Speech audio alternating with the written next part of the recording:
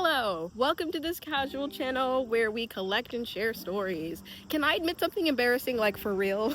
So, I sometimes struggle with what to post on here because I see what's doing well, which is like challenge videos that I do, like me waking up early to read, me going to little libraries to find a 5-star. So I was like, I should post something that'll be kind of in that similar vein. And I thought of this idea that I thought was going to be so good for the channel, which was trying to find a 5-star AI, aka ChatGPT, versus like my librarian. So like a person versus AI, which one can get me my 5-star? And I think to myself, like, why don't I just ask ChatGPT to give me a book recommendation? Public Library, how can I help you? Hi, my name is Ruth Seneca. I was wondering if you had a book recommendation based off of a book called Demon Copperhead. I was looking for a book similar, so I just thought I would ask around. But upon listening to a very impassioned rant about how like AI is just bad news, realized I do not want to promote AI in any way that would fuel the usage of it. When you could rely on like a human. That's going to be one of our biggest downfalls with AI, is the fact that we are looking at it to replace regular human value. And so I don't want to do something as silly as ask ChatGPT for a book recommendation when I could just seriously just walk up to a stranger and get that same exact thing. Not only is it a threat for like human value, it's also incredibly bad for the environment. I had to have my husband like explain to me exactly what it does for the environment, and he kind of walked me through the reasons why it's not good. And so I was like, ooh. And so here we are. We are still going to attempt to find our 5-star. I'm currently reading The Coin, which is a part of Jack Edwards' book club. Last book club pick he had gave me my 5-star. I don't quite think this one is going to be a 5. You never know until it's over. But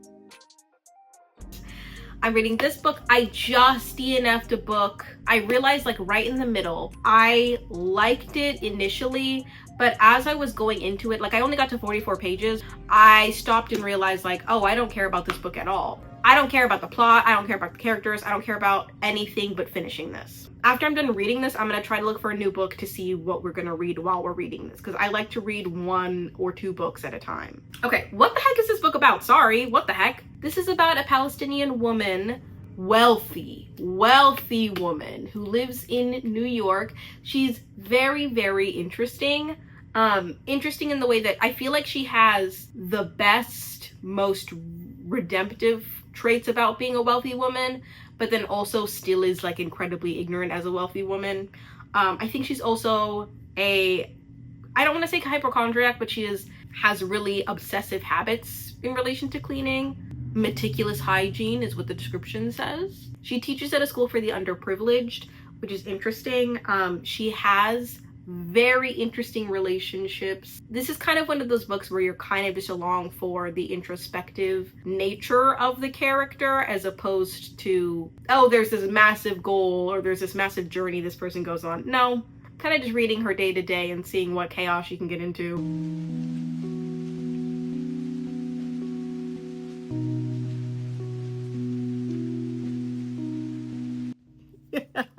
Comment if your cat loves technology. You're on my Kindle, bro. I'm confused.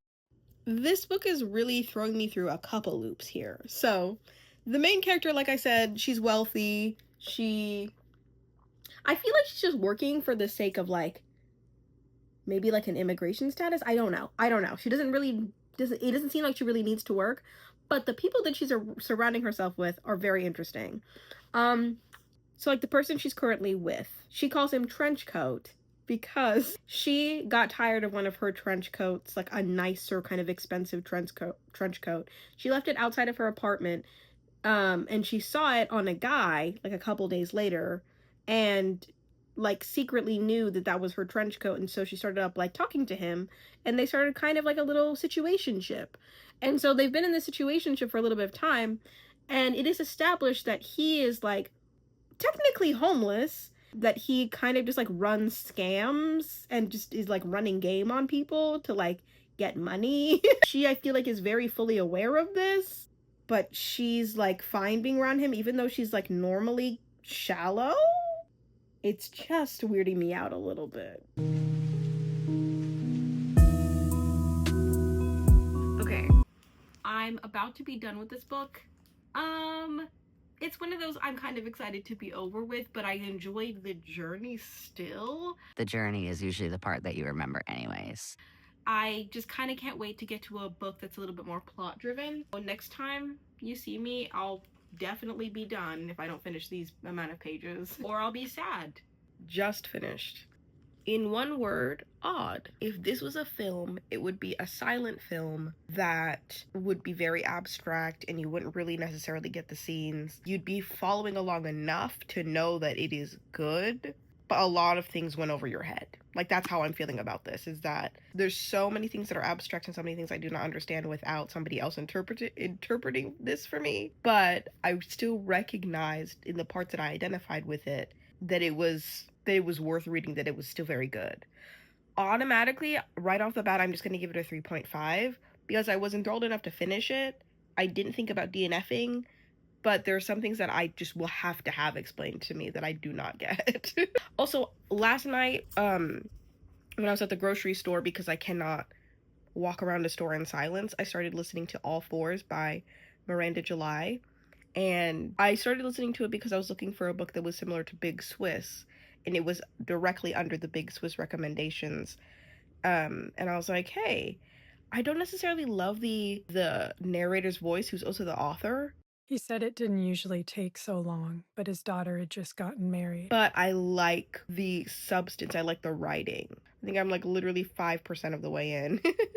Also, I think like most people, I am obsessed with this cover. I think it's very, very striking. And as somebody who studied photography, like my minor was in photography and I got my degree, found out through a TikTok that the person who designed this, Jaya Miseli, I think, has also designed like a bunch of other, I'll insert them here, a bunch of other book covers that are incredibly striking.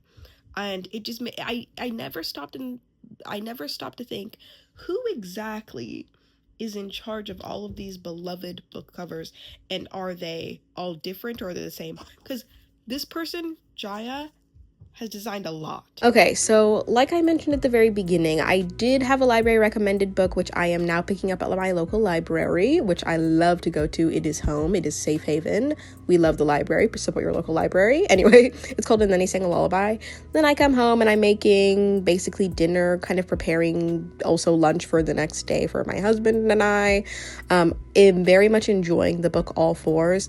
Although I will say she's kind of an unlikable character as the book goes on, because she makes a lot of choices that are really outside of tradition and the binary, and she also questions the binary and tradition very openly in a way that I am getting acquainted to and adjusted, but it is difficult because you're feeling the tension of non-tradition. But I did enjoy it.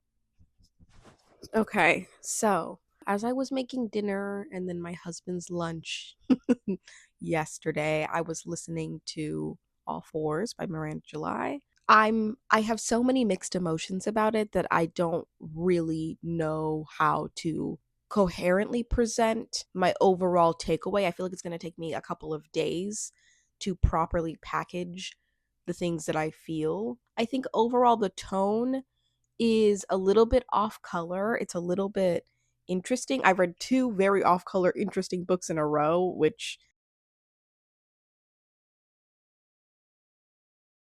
I first liked it because I thought I was going to relate to it, because it mainly focuses on the idea of this woman running away and staying at this hotel mistakenly and spending a little bit too much time there before she has her business trip, kind of dissecting her life as a mother, as a wife, going through the motions of everything in her life. And I was relating to it. And then as time went on, I was no longer relating to it. Sorry, my alarm went off. Her words really have left a mark with me. There was something that she said like right at the end about going into menopause and about how she had you know, just a lot of fear on menopause, a lot of, she's, I think, premenopausal, about how she had like 5 years left of feeling intense sexual desire, and how she just, you know, was in a headspace of like, I'm gonna lose myself, I'm no longer gonna be myself, I'm gonna turn into a person who's not even in touch with her sexuality. And I just found my sexuality at like age like 45. And then she asked her friends, what's the best thing about going through menopause? And they all had such great things to say that I feel like really reframed, even in my brain, this could not be real, but it felt factual. The idea that once you are in premenopause or menopause, you are kind of more solidifying who you are because you're no longer driven by your hormones. That, and you can fully be yourself because your body is no longer tending to the potential of making a life or sustaining life for anybody else. You truly just get to serve yourself. That actually, like, there's some moments where I just had to pause and really, really think about what she was saying. It was amazing. Anyway, I have to really soak on that. Overall, I want to say that I'm going to give it right now, a 4 out of 5. It really, really stuck with me. But the 5, not quite there, but definitely at least a 4.